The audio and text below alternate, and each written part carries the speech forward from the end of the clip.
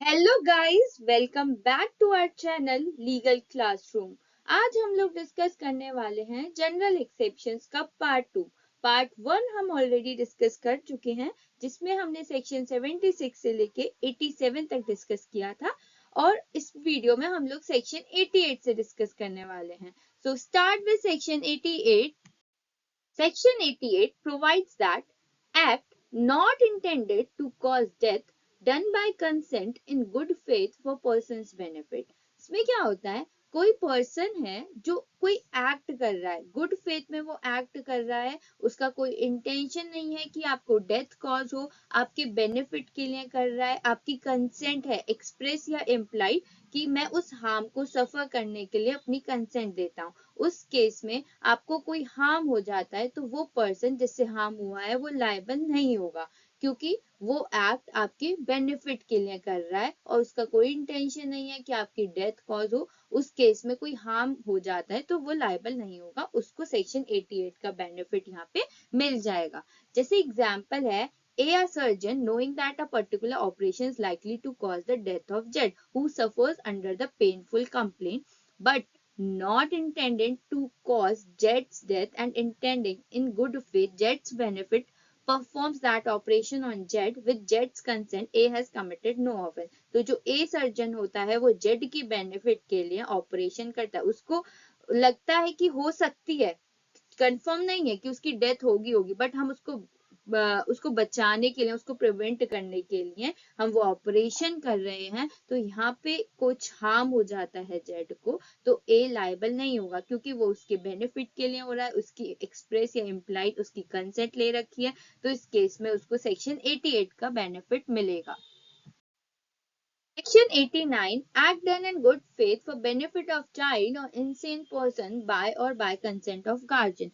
तो इस केस में क्या होता है, सेक्शन 89 प्रोवाइड कराता है कि आप कोई ऐसा एक्ट करते हो, गुड फेथ में करते हो, बेनिफिट चाइल्ड के बेनिफिट के लिए करते हो या इनसेन पर्सन के बेनिफिट के लिए करते हो।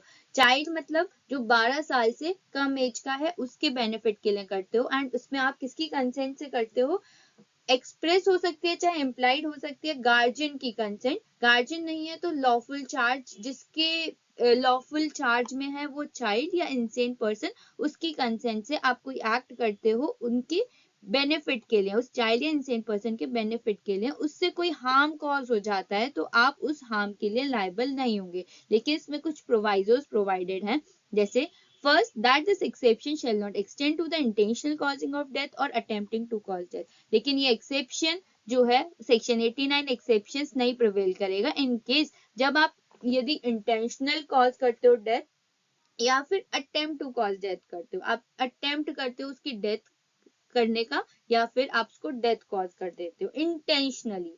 Second is that this exception shall not extend to the doing of anything which the person doing it knows to be likely to cause death। या फिर आप कोई ऐसा एक्ट करते हो, आपको पता है कि इस एक्ट को करने से उसकी डेथ हो सकती है, लेकिन आप ये एक्ट करोगे, ये एक्सेप्शन तभी प्रिवेल होगा जब आप वो एक्ट करते हो, आपको पता है कि इससे डेथ हो सकती है, बट आप उस डेथ को प्रिवेंट करने के लिए या फिर ग्रीवियस हर्ट को प्रिवेंट करने के लिए या फिर ग्रीवियस डिजीज या इन्फॉर्मिटी को प्रिवेंट करने के लिए करते हो, तो वो एक्सेप्शंस में आप आओगे। अदरवाइज आपका वो एक्ट एक्सेप्शंस में नहीं आएगा, जिसकी ये संभावना है कि इस एक्ट को करने से उस इंसेन पर्सन की या चाइल्ड की डेथ हो सकती है। हमें वो प्रिवेंट करने के लिए ही करना है, डेथ प्रिवेंट करने के लिए या ग्रीवियस हर्ट प्रिवेंट करने के लिए ही वो एक्ट करना है जिससे हमें लगता है कि डेथ हो सकती है। Third is that this exception shall not extend to the voluntarily causing of grievous hurt or attempting to cause grievous hurt unless it be for the purpose of preventing death or grievous hurt or the curing of any grievous disease or infirmity। Third बोलता है कि ये exception जो है वो extend नहीं करेगा उस केस में जब वॉलेंट्रीली कॉज करते हो आप ग्रीवियस हर्ट या अटेम्प्ट करते हो ग्रीवियस हर्ट करने का, अनलेस जब तक आप ये एक्ट तभी कर सकते हो जब आप ये डेथ को बचाने के लिए या ग्रीवियस हर्ट को बचाने के लिए या ग्रीवियस डिसीज और इन्फॉर्मिटी को क्योर करने के लिए कर रहे हो, तभी आपको इस एक्सेप्शन का बेनिफिट मिलेगा। The fourth is that this exception shall not extend to the abetment of any offence to the committing of which offence it would not एक एग्जाम्पल डिस्कस करते हैं सेक्शन 89 से रिलेटेड। ए सर्जन होता है जो एक child के benefit के लिए उसका स्टोन का सर्जरी करता है, और यहाँ पे जो एक्ट किया गया है ए के द्वारा वो चाइल्ड के बेनिफिट के लिए किया जा रहा है, बिना चाइल्ड की कंसेंट के किया जा रहा है, बट बेनिफिट किसके है? चाइल्ड के बेनिफिट के लिए। तो इस केस में सर्जन को पता है, ए को पता है कि ऑपरेशन डेथ कॉज कर सकता है, इससे हो सकता है कि इसकी डेथ हो जाए जब हम सर्जरी करें, लेकिन ये जो एक्ट किया जा रहा है, ये जो सर्जरी की जा रही है उस चाइल्ड को बचाने के लिए की जा रही है। तो यहाँ पे ए जो है वो इस एक्सेप्शन में लाई करेगा और उसको इसका बेनिफिट मिलेगा।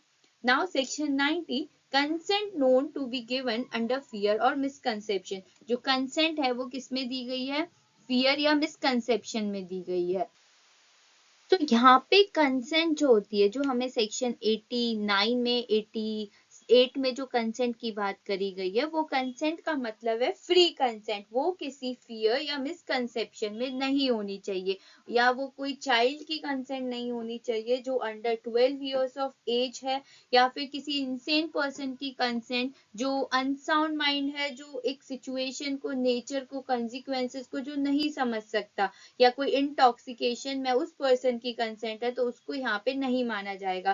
Consent should be free from fair, misconception. आपकी वो एक साउंड माइंड पर्सन की होनी चाहिए, एक अडल्ट पर्सन की होनी चाहिए। कोई बच्चा है जो अंडर 12 इयर्स ऑफ एज है, उनकी कंसेंट यहाँ पे नहीं मानी जाएगी। तो ये बताता है कि कंसेंट कैसी होनी चाहिए एज पर सेक्शन 90। ये सारे सेक्शंस के लिए है कि जो सेक्शन 88, 89 में बात करी गई है, वो इस कंसेंट की बात करी गई है, मतलब फ्री कंसेंट की बात करी गई है। Section 91, exclusion of acts which are offenses independently of harm caused। तो ये क्या बताता है कि जो एक्सेप्शंस प्रोवाइडेड हैं सेक्शन 87, 88, 89 में, वो एक्सटेंड नहीं करेंगे उन एक्ट्स के लिए जो इंडिपेंडेंटली ऑफेंसेस हैं, जो खुद में ही एक ऑफेंस है, चाहे उसकी कोई कंसेंट दे या ना दे, चाहे उसमें आपको कंसेंट मिली है कि आप ये एक्ट करिए, उस केस में भी आप लायबल होंगे। उस केस में आपको ये एक्सेप्शंस का बेनिफिट नहीं मिलेगा, क्योंकि वो अपने आप में, वो एक्ट अपने आप में ही एक ऑफेंस है, तो उसमें आपको किसी भी एक्सेप्शन का बेनिफिट नहीं मिलेगा, चाहे किसी गार्जियन ने, चाहे किसी पर्सन ने कंसेंट क्यों ना दे रखी हो। तो इसका एग्जाम्पल है कॉजिंग मिसकैरेज। कोई मिसकैरेज आप करते हो, वो एक अपने आप में ही ऑफेंस है, जब तक वो एक उस वुमेन के बेनिफिट के लिए ना किया गया हो, गुड फेथ में नहीं किया गया हो, या उस वुमेन की लाइफ बचाने के लिए ना किया गया हो, तब तक जो मिसकैरेज करना है वो अपने आप में ही एक ऑफेंस है। चाहे कोई मदर अपनी परमिशन दे दे कि आप मिसकैरेज कर दीजिए, या कोई गार्जियन है, उसका कोई पर्सन है, वो परमिशन देता है, कंसेंट देता है, तो वो उस कंसेंट को कंसीडर नहीं किया जाएगा और आप उस एक्ट के लिए लायबल होंगे, क्योंकि ये मिसकैरेज करना अपने आप में एक ऑफेंस है, जब तक वो किसी वुमेन की जान बचाने के लिए ना किया जाए। जब तक वो ऑफेंस ही रहेगा, आप लाइफ बचाने के पर्पज से कर रहे हो, तो वो ऑफेंस नहीं होगा। अदरवाइज मिसकैरेज करना एक ऑफेंस है, चाहे उसमें मदर कंसेंट दे दे, चाहे गार्जियन कंसेंट दे दे, वो ऑफेंस रहेगा। सेक्शन 92 क्या बोलता है? Act done in good faith for benefit of a person without consent. यहाँ पे आप कोई एक्ट कर रहे हो दूसरी पर्सन के बिना कंसेंट से, ना ही उसके गार्जियन की कंसेंट से, ना ही कोई लॉफुल जिसकी पर्सन लॉफुल चार्ज में उसकी कंसेंट से, आपने किसी की भी कंसेंट नहीं ली है, और आप एक एक्ट कर रहे हो गुड फेथ में, उस पर्सन के बेनिफिट के लिए आप उस एक्ट को कर रहे हो विदाउट कंसेंट, तो उस केस में कोई हार्म हो जाता है उस पर्सन को, तो आपको सेक्शन 92 का बेनिफिट मिलेगा, and you will be not liable, you will not be liable for any offence.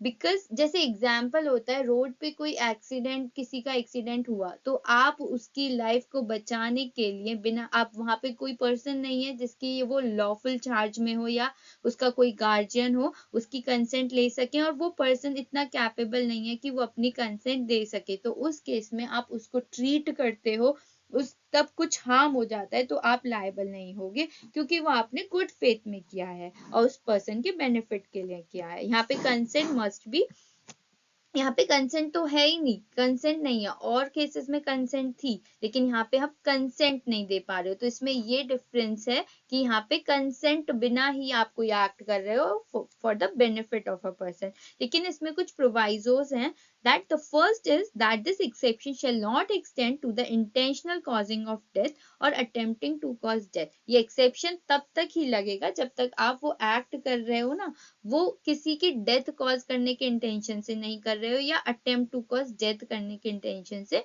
नहीं कर रहे हो। Second exception, that this exception shall not extend to the doing of anything which the person doing it knows to be likely to cause death for any purpose other than the preventing of death or grievous hurt or curing of any grievous disease or infirmity।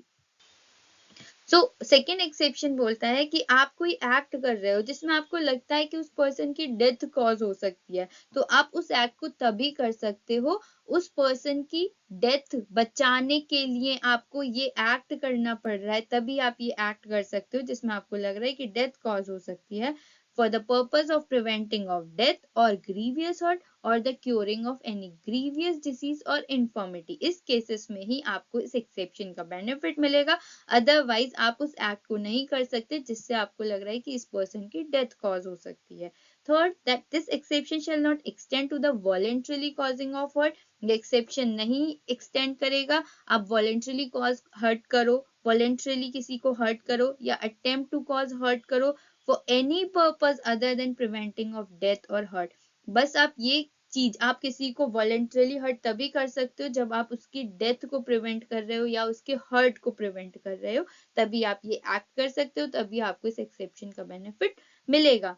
Exception 4 proviso 4 बोलता है that this exception shall not extend to the abatement of any offense to the committing of which offense it would not extend। So these are the four provisos of section 92 which we have discussed. Now move to section 93। Section 92 में एक explanation दी गई है, that is mere pecuniary benefit is not benefit within the meaning of section 88, 89, 92। जो section 88, 89 and 92 है, इसमें जो benefit की बात करी गई है वो एक पिक्यूनरी बेनिफिट नहीं कंसीडर करता है, यहाँ पे इसका मतलब पिक्यूनरी बेनिफिट नहीं है। Section 93, communication made in good faith. जो कम्युनिकेशन किया जाता है वो गुड फेथ में होना चाहिए। No communication made in good faith is an offense by reason of any harm to the person to whom it is made if it is made for the benefit of that person। आपने कोई communication करी किसी से and आपने वो communication किस good faith में करी, उस पर्सन के बेनिफिट के लिए करी, उससे उस पर्सन को कोई हार्म कॉज हो जाता है, तो उस केस में आपको सेक्शन 93 का एक्सेप्शन का बेनिफिट मिलेगा। जैसे इसमें एग्जांपल है, a surgeon in good faith communicates to a patient his opinion that he can not live, कि वो जिंदा नहीं रहेगा। ए सर्जन ने गुड फेथ में कम्युनिकेट किया अपने पेशेंट को कि आप अब जिंदा नहीं रह सकते, उसने अपना ओपिनियन शेयर किया कि उसका ओपिनियन है he can not live. The patient dies in consequence of the shock, patient जो है शॉक से ही मर गया कि अब मैं जिंदा नहीं रह सकता। he has committed no offense though he know it to be likely that communication might cause the patient's death। उसको पता था कि हो सकता है कि पर्सन को डेथ कॉज हो जाए ये बात सुन के, बट वो उस पर्सन के बेनिफिट के लिए, उसको पता होना जरूरी है कि उसको उसकी ऐसी बीमारी है जिससे हो सकता है कि वो मर जाए। सो यहाँ पे सेक्शन 93 का उसको बेनिफिट मिल जाएगा। इस वीडियो में हम सेक्शन 93 तक ही डिस्कस करते हैं, आगे के सेक्शंस हम नेक्स्ट वीडियो में डिस्कस करेंगे from section 94 to 106। If you like the video, please hit the like button, share and subscribe the channel. Thank you so much.